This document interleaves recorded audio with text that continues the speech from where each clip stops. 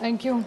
Madam, I speak here today on behalf of the NCPSP on electoral reforms. Camera. Sir, Madam, I would like to quote Shri G.V. Malvankar ji. A real democracy, one has to not merely look at the provision of the constitution, the rules and the regulations made for the conduct of the business in the legislature, but one has to foster the real democratic spirit in those who in the form of legislature. In this fundamental born in mind, it will be clear that the question would be decided by majorities in parliamentary government will not be possible if it is reduced to a mere counting of head or hands. If we merely go only by majority, we shall be fostering the seeds of fascism, violence and revolt. This is what Mr. Malvankar has said in this parliament. Madam, why are we debating this? ये चर्चा की ज़रूरत क्यों पड़ी? इसका कारण है कि इस देश में मैं बड़ी विनम्रता से कहना चाहती हूँ, लेकिन ये वास्तव है, भले ये माने या ना माने, कृष्णा जी को अच्छा नहीं लगेगा, लेकिन इस देश में अगर वो सारे पेपर और मैगजीन्स भी पढ़े, उन्होंने काफ़ी कोट किया आज कि सबके मन में एक बात है कि इलेक्शन कमीशन फेयर नहीं है, ऐसी एक सोच समाज में आज है। और इसका कारण क्या है? इसके छोटे मैं विक्षेप में कराना चाहती कि ECI has allowed its political neutrality to become under serious question. This is my first point. Second, model code of conduct is enforced unevenly and inconsistently. The commission has failed to curb hate speeches. I will explain each point in very short later. The appointed process has been totally and politically titled. The election commission has not kept pace with digital manipulation, deepfakes and targeted propaganda. मैं भी उसकी victim हूँ, मैं बताऊंगी उसके बारे में. Political parties routinely bypass expenditure limits and ECI looks away, unfortunately. Electoral roll errors continue disproportionately affecting urban poor, migrants and marginalized groups. VVPAT verification remains too small and opaque. Transfer of orders of officers during elections appear politically motivated, and above all, the Election Commission has not defended its own institution dignity with firmness even once, which is so unfortunate. And will the Commission protect democracy in this country, or will democracy has to protect itself is the question I want to ask the Election Commission. Unfortunately, because I do appreciate Rajiv Ranjanji's point that Election Commission should have been an independent authority. It's not an arm of the government. But today, unfortunately, every attack, every criticism that comes, it looks like the impression their behaviors create that they are a part of the government, which is a very unfortunate thing. It's not healthy for any democracy in the world. It's really a shame.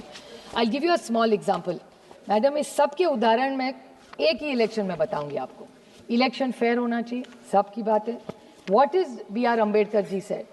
बाबा साहब ने कहा है, I didn't give a weapon to my people, I gave a right to vote instead. Now it is in their hands whether to live like a legend by fighting or becoming a slave by selling it. This is B.R. Ambedkar जी का coat है sir. और तब उन्होंने कहा था, उनको पता भी नहीं था इस देश ऐसे आगे बढ़ेगा. हमारे यहाँ मैडम पंचायत की इलेक्शन हुई है, यहाँ मस्के जी भी बैठे हैं, आप वेरीफाई कर सकते हैं. जो मैं आरोप नहीं कर रही हूँ, मैं वास्तव कह रही हूँ, पूरी चीज़ मैं ऑथेंटिकेट कर सकती हूँ. मैंने लाया है सब कागज मेरे साथ. क्या हुआ? पहले पंचायत में इतनी बड़ी सरकार आई, मैं नहीं कह रही हूँ, इनका कहना है कि मैं भी उसी मशीन पे चुन के आई हूँ, तो मैं VVPAT ECI किसी पे नहीं बोलूँगी, क्योंकि मेरा कहना है अगर वो मशीन में गलती है तो मेरे से शुरू करिए, क्योंकि मैं 4 बार चुन के उसी मशीन के कारण आई हूँ. So I am not speaking against the machine. I am making a very limited point and with great expectations from the Bharatiya Janata party, जिसको इतना बड़ा मैंडेट महाराष्ट्र में मिला. कैसे मिला उसके बारे में बाद में जाऊँगी, लेकिन मैं पूछना चाहती हूँ उनको कि इसी इलेक्शन कमीशन में न्यू पंचायत, नई सरकार, 200 MLA आए आउट ऑफ 288, सुप्रीम पावर. कौन पूछ रहा है उनको वहाँ? सब तो इन्हीं के सत्ता है, LOP भी नहीं है वहाँ. इतनी उनको भरोसा महाराष्ट्र की जनता दिया नहीं दिया कैसे वो तो अलग, वो आज चर्चा की बात नहीं है. लेकिन मानिए कि पूरा फेयर हुआ इलेक्शन, 200 MLA आ गए. उसके बाद जो पंचायत का इलेक्शन हुआ, पहली बार महाराष्ट्र के इतिहास में ऐसे हुआ है कि पहले फॉर्म में गड़बड़, उसके बाद विड्रॉल में गड़बड़, उसके बाद आरक्षण में गड़बड़, उसके बाद कैश मैंने नहीं पकड़ा. यहाँ जो बैठी हुई है उनका जो मित्र पक्ष है, उनके ही एक MLA ने, उनके ही MLA, बीजेपी के एक MLA के साथ वो उन्होंने आरोप किया, और शिवसेना जो मस्के जी उसके पार्ट है, उनके एक एमएलए ने घर में गए, किसके? भारतीय जनता पार्टी के, भारतीय जनता पार्टी के एक नेता के घर में गए और उन्होंने हार्ड कैश पकड़ाया, जो हर चैनल ने दिखाया। मैं आरोप नहीं कर रही हूँ, ऑथेंटिकेट पूरा कर सकती हूँ। हार्ड कैश, और ये एक एग्जाम्पल नहीं, ऐसे 10 मैं आपको बता सकती हूँ। तो पैसा भी बांटा गया। उसके बाद जिस तरह से भाषण करे, हमारी तो इलेक्शन कमीशन महाराष्ट्र में तो है ही नहीं मैडम, है होगी तो हमें तो पता नहीं कहा है। हम जाते मिलते नील बाय माउथ होता है ना, जिप, उन्होंने मौन व्रत रखा है, एक चीज नहीं बोलते। उसके बाद वायलेंस, महाराष्ट्र के इतिहास में आज तक कभी भी वायलेंस नहीं हुआ है, लेकिन बंदूकें भी दिखाई गई। किसने किसको बंदूक दिखाई मुझे नहीं पता, वो तो होम मिनिस्टर हमारे महाराष्ट्र के माननीय मुख्यमंत्री बता सकते हैं। लेकिन गाड़ियां तोड़ी गई, पत्थर फेंके गए, बंदूक निकाली गई। ये कौन सा राज्य है? ये है ट्रांसपेरेंट इलेक्शन। और उसके बाद ईवीएम के लॉक भी तोड़े गए, और ये सारा टीवी पे दिखाया। मैं आरोप नहीं कर रही हूँ, यहाँ मस्के जी भी बैठे, श्रीकांत शिंदे जी भी बैठे, उसी सरकार के पार्ट है, इनके ही लोगों ने ये सारे, मैं फिर से बोल रही हूँ मैडम, फॉर्म में गलती, विड्रॉल में करप्शन, आरक्षण में गड़बड़, कैश बांटा गया। मैं तो प्रधानमंत्री जी से विनम्रता से कहना चाहती हूँ कि आप देश को एक दिशा देख रहे, आप ही की सरकार महाराष्ट्र में कुछ और ही करे जा रही है। नोटबंदी का मैडम आपको याद होगा, इसी हाउस में हमने नोटबंदी पास की। प्रधानमंत्री की क्या इच्छा थी कि इस देश से काला धन निकाल देंगे, पूरा जो भी होगा कैशलेस इंडिया हो जाएगा। अभी तक सरकार, मुझे अभी तक तो पता नहीं, मेरे दोस्त है शिव कुमार उदासी अभी हाउस में नहीं है, लेकिन उन्होंने सवाल किया था, तब मुझे चैलेंज किया था कि नोटबंदी में पैसा कितना गिनते, आज तक किसी को देश में पता नहीं कितना कैश आया इस देश में। तो ये कैश इनके पास, आपके पास नहीं है, हमारे किसी के पास कैश नहीं, बीजेपी के पास कैश मिला, और छोटा नहीं, बैग में नहीं मैडम, सूटकेसेस में मिला है, उसके वीडियो आए हैं। इसकी इंक्वायरी कब लगाएंगे? मैं मांग करती हूँ इस सरकार को कि ईडी और सीबीआई की इंक्वायरी हो और जांच हो, ये कैश कहाँ से आती है। अगर ये कैश सरकार छाप नहीं रही है, डिजिटल इंडिया हो रहा है, तो इतना सारा कैश महाराष्ट्र में कैसे पकड़ा जाता है? कि ये खोटी झूठ वाली नोट है कि कौन सी नोट है कि नेपाल से है, ये पता नहीं है। इसकी तो इंक्वायरी होनी चाहिए।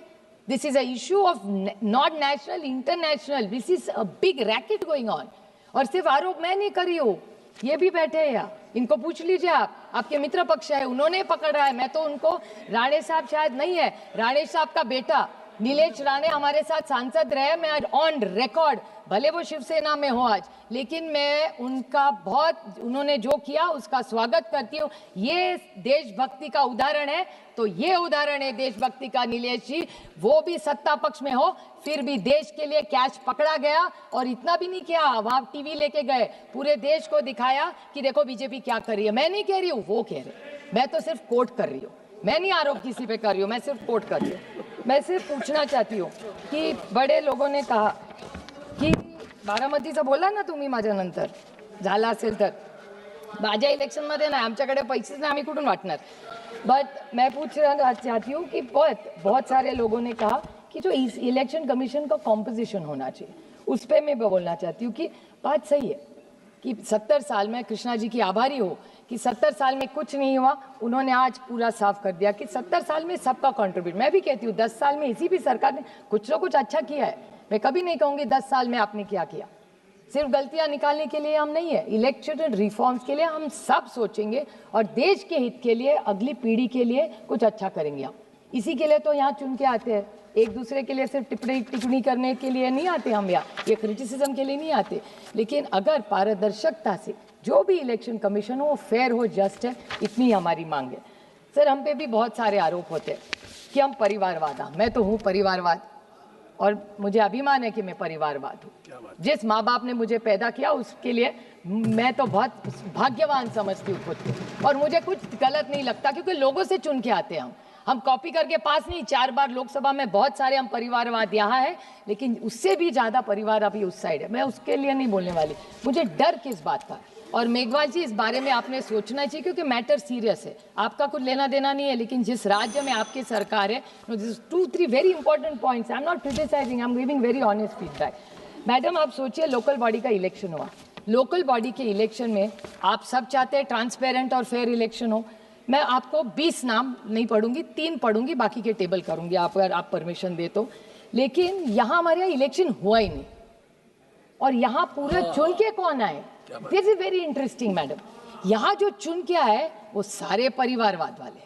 अब देखिए, अब सोचिए, अब बिना इलेक्शन, मोदी जी सबसे विश्व गुरु, सबसे पॉपुलर है इस दुनिया में प्राइम मिनिस्टर, उनके खिलाफ भी कोई ना कोई भले हारे पर लड़ता तो है ना। एक लोकतंत्र में सशक्त लोकतंत्र होगा, कितने भी आप अच्छे, एक तो विरोधक होना चाहिए ना। यही तो बाबा साहब ने हम सबको सिखाया है, अपने संविधान ने तो यही कहा है। मोदी जी भी कहते हैं, रंजन जी अभी तो कह, राजीव रंजन जी कह रहे थे कि विपक्ष होना चाहिए, मोदी जी की भी इच्छा है, तो एक तो विरोधक होना ही चाहिए। लेकिन महाराष्ट्र में क्या हुआ, पूरी लिस्ट है मैडम, आपने घंटी बजाई तो नहीं पढ़ूंगी, 3-4 नाम। जामनेर नाम की जगह है, साधना महाजन, कौन है ये? अच्छा है, मुझे बहुत अच्छा लगा, एक औरत बन रही है अपोज, बड़ी अच्छी बात है। लेकिन उसका एंगल ऐसा है कि ये परिवारवाद प्रोडक्ट है। Minister, cabinet minister Girish Mahajan wife, Bhusawal Rajani Savkare, Sanjay Savkare cabinet ministers wife, Khamgaon Aparna Phundkar, minister Akash Phundkar भाभी, then Dondaicha mister Rawal, minister Jaykumar Rawal's mother, Yavatmal Priyadarshini Uike, minister उके's daughter, Yavatmal. फिर चिखलदरा, चीफ, वो छोड़ दीजिए, अभी मुख्यमंत्री के खिलाफ नहीं बोलेंगे, छोड़ देंगे। 40 गांव प्रतिभा चव्हाण, वाइफ ऑफ मंगेश चव्हाण, धामणगांव, सारे हैं, ये सारे मैडम इलेक्शन हुआ ही नहीं, वहाँ अनअपोज्ड हो गए, और वायलेंस भी हुआ है, ऑन रिकॉर्ड बोल रही हो।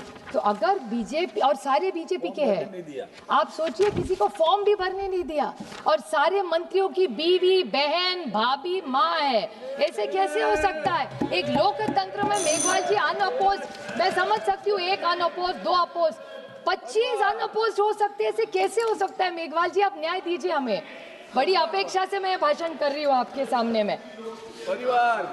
अरे किस बात की लोकप्रियता, छोड़िए, ईडी सीबीआई का उनके साथ निकालूंगी ना तो हमारे ही साथ उसमें के 10 है, वही आपके साथ है। अभी कुंडली उनसे ज्यादा मैं जानती हूँ उनकी। और एक छोटा, हमारे यहाँ शिरूर नाम का एक विधानसभा है, शिरूर में एक है, वहाँ 1000 वोट्स, 1000 शिरूर में, ना घर है ना कुछ है। आरटीआई करवाया किसी ने कि 1000 वोट आए कहाँ से, तो ये वोट कहाँ से आए? हवा से आए। उसको चैलेंज किया है लेकिन उसका जवाब नहीं मिला है। मैडम हम पूछना चाहते हैं, this is it, what did ये रिजर्वेशन, आरक्षण के बारे में इनको बहुत अच्छा लगता है आरक्षण, हम सब उनके साथ हैं, मराठा, धनगर, लिंगायत, मुस्लिम, किसी का भी आरक्षण आप लाइए महाराष्ट्र से, हम पूरी ताकत से आपके साथ खड़े रहेंगे। लेकिन महाराष्ट्र में इलेक्शन अनाउंस हुआ, this is a reform you must do. Meghwal ji, मैं आपको मांग करती हूँ कि रिफॉर्म अगर आप कर रहे हो तो सुधार कर रहे हो तो सब मिलके करें। महाराष्ट्र में पंचायत का इलेक्शन अनाउंस हुआ, उसके बाद रिजर्वेशन का ऑब्जेक्शन हुआ मैडम, और आप सोचिए आधा इलेक्शन कैंसिल हो गया।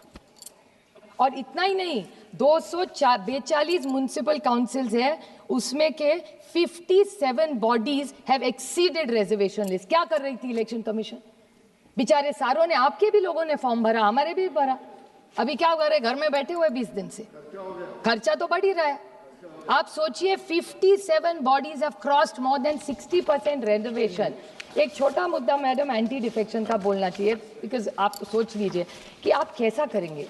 एंटी डिफेक्शन का मैंने भी भोगा है, आपने देखा होगा, अभी शिवसेना जी के बोल रहे थे, हमें कोई नहीं, ठीक है पार्टी टूटती है, 2/3 जाती है, कोई प्रॉब्लम नहीं है, सोच सकता है, किसी की सोच बदल सकती है, किसी को कुछ विकास करना है, किसी का ईडी है, मैं समझ सकती हूँ। लेकिन मैं, आप बताइए मुझे थोड़े से कि एंटी डिफेक्शन लॉ जो शेड्यूल 10th में है, लेकिन हमारे यहाँ महाराष्ट्र में क्यों नहीं हो रहा है? महाराष्ट्र में आपने देखा होगा, हमारे यहाँ एक पार्टी का नेशनल प्रेसिडेंट बदला और no use of any constitution. Party की कॉन्स्टिट्यूशन क्या कहती है? Party decides. जैसे भारतीय जनता पार्टी में भी अच्छी है, भारतीय Janata party is larger than elected member, सही है कि नहीं? वैसे भी हमारे यहाँ भी है। Without asking anybody, the speaker has allowed to remove a national president who started the party, not just in NC, it has happened to us, not just in NCP but in Shiv Sena.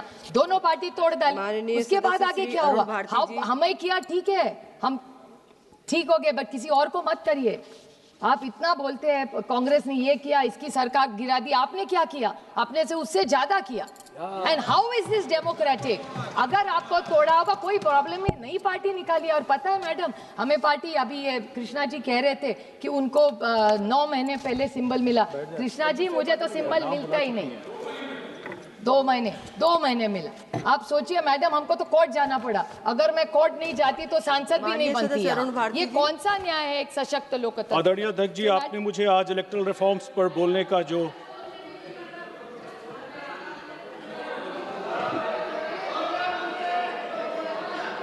जीते, देखिए हम भी सरकार में बहुत साल रहे। देखिए, जीत का अहंकार नहीं होना चाहिए और हार का दुख भी नहीं होना चाहिए। एक सशक्त लोकतंत्र अगर रखना हो तो वो नियम कायदे से चलेगा, किसी की मनमर्जी से नहीं चलेगा। ये देश सिर्फ और सिर्फ भारत रत्न डॉक्टर बाबा साहेब अम्बेडकर के संविधान से ही चलेगा। जय हिंद।